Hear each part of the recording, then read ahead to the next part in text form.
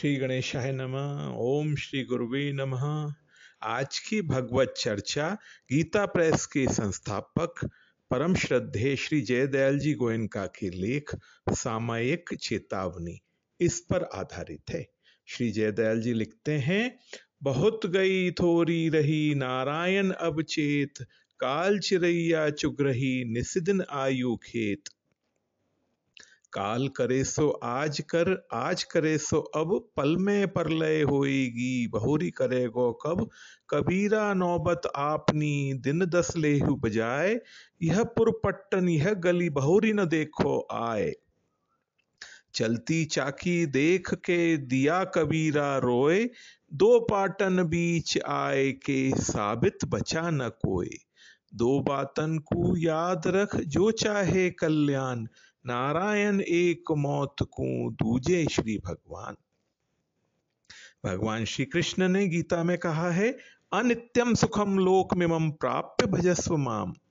तू सुख रहित और क्षण भंगुर इस मनुष्य शरीर को प्राप्त होकर निरंतर मेरा ही भजन कर। यह मनुष्य जीवन क्षण भंगुर और दुख रूप है। आज जिसे हम भला चंगा और मोटा ताजा देखते हैं, कल ही हम उसके बारे में सुनते हैं अचानक उसके हृदय की गति बंद हो गई और उसकी जीवन लीला समाप्त हो गई। हम जीवन में अनेक प्रकार के मंसूबे बांधते हैं, जमीन आसमान को एक करने की चेष्टा करते हैं, परंतु मृत्यु का निर्दय हाथ सहसा आकर हमारे मन के महलों को ढहा देता है और हमारी सारी योजनाएं यूं ही पड़ी रह जाती हैं। जीवन की अपेक्षा मृत्यु ही अधिक निश्चित है। हम कितने दिन जिएंगे यह कोई नहीं बता सकता, परंतु हमारी मृत्यु निश्चित है। जो जन्मा है वह मरेगा अवश्य। श्वास आया न आया इसका कौन भरोसा है। जरा सा बुखार आया, निमोनिया हो गया, चलते बने, जरा सा फोड़ा हुआ उसमें जहर पैदा हो गया, वह जहर सारे शरीर में फैलकर हमारी मृत्यु का कारण बन गया। बच्चों से लेकर वृद्धों तक यही हाल है। आए दिन ऐसी मृत्यु देखने और सुनने में आती है जिन्हें देख और सुनकर रोंगटे खड़े हो जाते हैं, दिल दहल उठता है।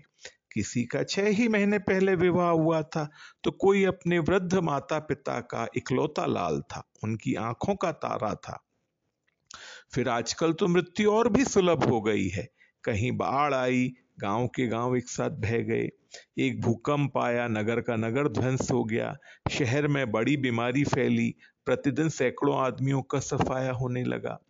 कभी रणचंडी भयानक रूप धारण कर लाखों मनुष्यों का संहार कर रही है, तो कहीं नर नारी भूख की ज्वाला से तड़प तड़प कर मर रहे हैं।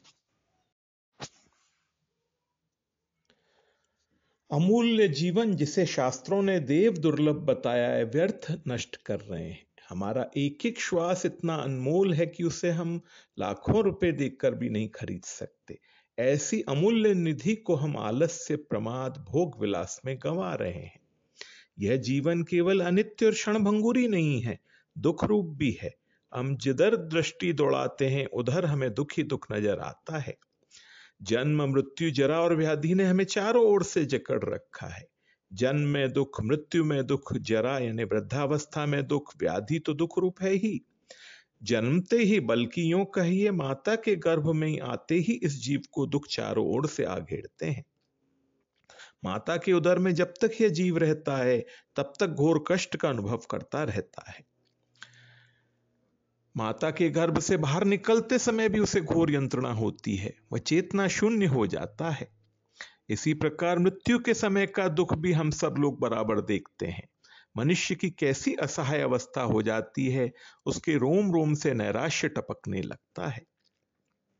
वह कैसे कष्ट से प्राण त्यागता है। जिन घर, जमीन, स्त्री, पुरुष, धन दौलत को उसने बड़ी ममता से पाला पोसा था, अपने जीवन से भी बढ़कर समझा था, जिनकी रक्षा के लिए उसने नाना प्रकार के कष्ट सहे थे, लोक परलोक की भी परवाह नहीं की थी, जाने कितनों से बैर बांधा था, उन सबको त्यागना पड़ रहा है। इसमें कितने महान कष्ट का अनुभव होता है, इसे मरने वाला ही जानता है। हम सब ने अपने पूर्व जन्मों में इस कष्ट का अनुभव किया है। वृद्धावस्था के दुख भी हमसे छिपे नहीं है। सारी इंद्रियां शिथिल हो जाती हैं, दृष्टि मंद हो जाती है, कानों से ठीक सुनाई नहीं देता, दांत जवाब दे देते हैं, बिना सहारे के चलना कठिन हो जाता है, घर के लोग अनादर करने लगते हैं, बुद्धि भी सठिया जाती है, नाना प्रकार की चिंताएं आ घेरती हैं, और व्याधि तो किसी न किसी रूप में थोड़ा बहुत हम सभी को अनुभव है। हमारे शास्त्रकारों ने इस शरीर को व्याधियों का घर ही बताया है। शरीरम व्याधि मंदिरम।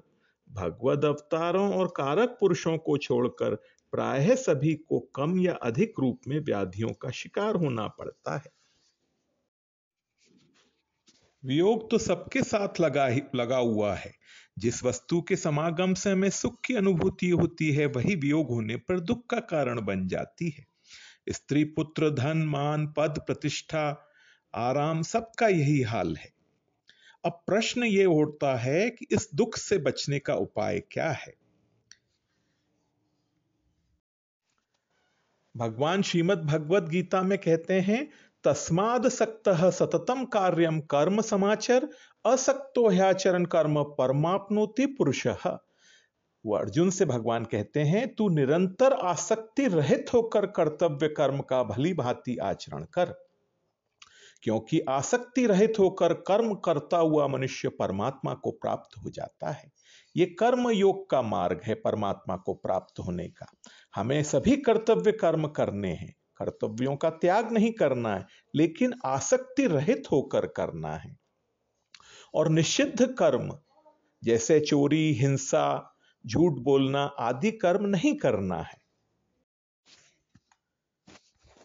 भक्ति प्रधान कर्म मार्ग में मनमना भव मध्यक्तो मद्याजी माम नमस्करु माम विश्यसी सत्यम ते प्रतिजाने प्रियोसी में 18वें अध्याय का 65वां श्लोक। तू मेरा भक्त हो जा, भगवान अर्जुन से कह रहे हैं। मुझ में मन वाला हो जा, मेरा पूजन करने वाला हो जा और मुझे नमस्कार कर। ऐसा करने से तू मुझे ही प्राप्त हो जाएगा, यह मैं तेरे सामने सत्य प्रतिज्ञा करता हूं, क्योंकि तू मेरा अत्यंत प्रिय है। फिर भगवान कहते हैं, सर्वधर्मान परित्यज्य मामेकम शरणम व्रज अहम त्वा सर्वपापभ्यो मोक्ष्यस्यामि मा शुचः। संपूर्ण धर्मों का आश्रय छोड़कर तू केवल मेरी शरण में आ जा, मैं तुझे संपूर्ण पापों से मुक्त कर दूंगा, चिंता मत कर। मुख में हो राम नाम, राम सेवा हाथ में, तू अकेला नाही प्यारे, राम जी तेरे साथ में। आज की भगवत चर्चा इतनी ही। ओम श्री गुरुवे नमः।